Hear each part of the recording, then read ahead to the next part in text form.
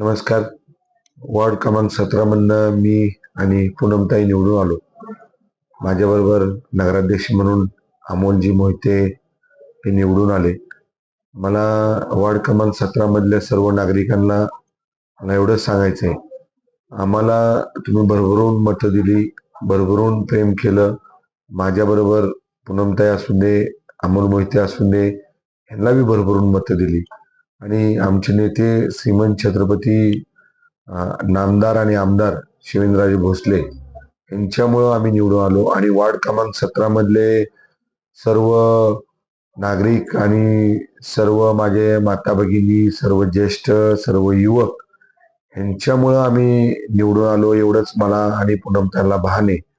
आणि सर्वसामान्य लोकांची कामं करायसाठीच आम्हाला लोकांना निवडून दिलं आणि एवढ्या मतानं भरभरून मतानं दिलं, त्याबद्दल वार्ड क्रमांक 17 मधले सगळ्यांचं मनापासून आभार मानतो, धन्यवाद म्हणतो त्यांना.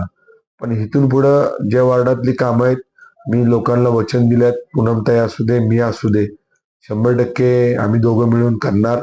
महिलांचं काम असू दे, युवकांचं असू दे, ज्येष्ठांचं असू दे. पण हे 5 वर्षात माझा मानस आहे पूनमताईच्या माध्यमातून, माझ्या माध्यमातून भरपूर काम करणार. विलासपूरचं काम ठेवणार नाही. पण हे सगळं काम करताना नेत्याची साथ लागते. तर माझे नेते शिवेंद्र बाबा खरोखरच त्यांचा पाठिंबा असल्यामुळं आम्ही निवडून आलो, त्यांची ताकद असल्यामुळंच निवडून आलो. आणि राज्याचे मुख्यमंत्री देवेंद्रजी फडणवीस साहेब असू दे, रवींद्र चव्हाण साहेब असू दे, यांच्या माध्यमातून आम्ही काम करणार आहे. आणि भाजप पक्ष आमच्या वार्डात कसं वाढेल, कसं पक्षाचं चांगलं काम करता येईल, पक्षाचं बी काम करून आणि वार्डाचं बी काम करून, हे आम्हाला खरं खरं लागू झालंय. आम्ही 100% पक्षाचं काम करणार आहे.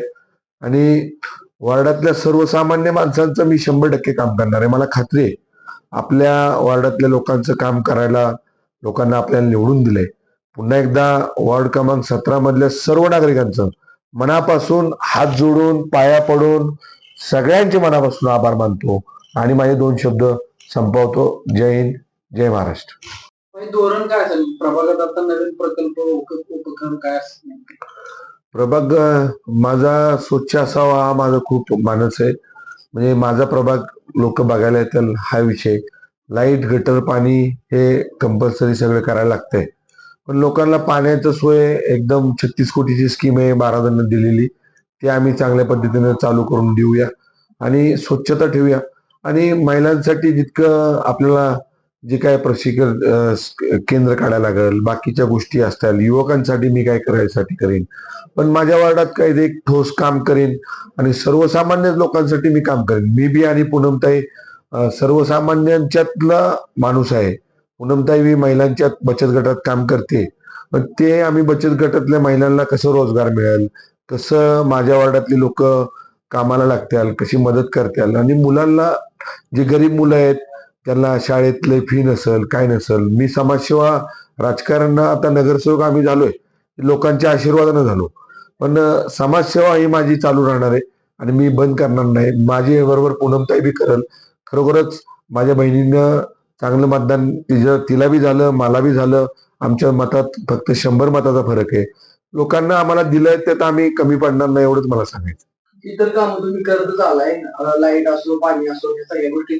प्रभागात पाणी थोडीफार काय अडचण असेल, पण महिलांसाठी तुम्ही याच्या आधी 2 व्हीलर प्रशिक्षण असेल, मिक्सर वाटप असेल, भरपूर योजना तुम्ही केल्या. अशा नवीन अजेंडे काय, नवीन प्रकल्प काय डोक्यात आहे तुम्ही? आता महिलांसाठी पूनमताईला तर मी सगळं सारखं वारंवार आता आम्ही निवडून आल्यापासून सांगतोय आणि अगोदर बी आमचं पूनमताईचं माझं बोलणं झालंय. तर महिलांसाठी आपल्याला भरपूर काय करायचं आहे. एक प्रशिक्षण केंद्र मला आपल्या विभागात काढायचं आहे. लोकांना मदत होईल.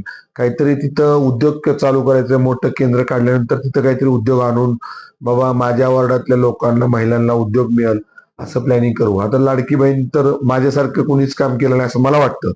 पण आम्ही चांगलं काम केलं, तेव्हा फॉर्म भरले, लोकांना पैसे मिळाले, लाडकी बहीण. आणि माझ्यासारख्या सर्वसामान्य कार्यकर्त्याला 1700-1800 महिला राखी बांधतात. ह्यात खूप मोठा भाग माझ्या बहिणी माझ्या पाठीमागे आहेत, त्यामुळे मी त्यांच्यासाठी काम करणारच. पूनमताई बी करणार आहे. काय सांगणार ताई, तुम्ही एवढ्या मताधिक्याने निवडून आला प्रभाग क्रमांक 17 मध्ये?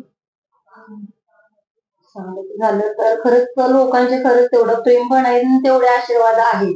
त्यामुळं बाई पण आणि मी पण निवडून आलो. तर हे कधी मी विसरणार पण नाही. म्हणजे जे लोकांनी आमच्यावर प्रेम दाखवलंय हे मी कधीच विसरणार नाही. आणि त्यांची जी कामं असतील ते प्रामाणिकपणे मी करणार.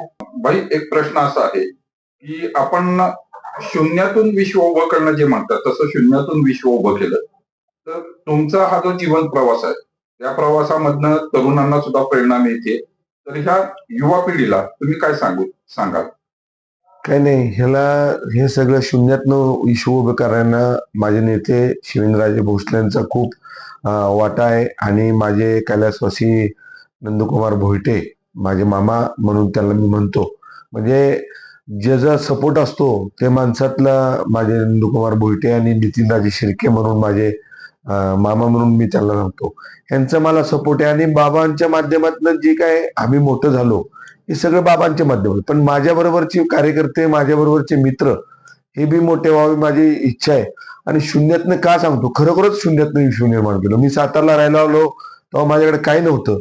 पण जसं शिवेंद्रबाबांच्या बरोबर जायला लागलो, जोडायला लागलो, शिवेंद्रबाबांच्या बरोबर राहायला लागलो, ही प्रगती ही सगळे शिवेंद्रबाबांच्यामुळे झाली. एवढंच मला सांगायचं.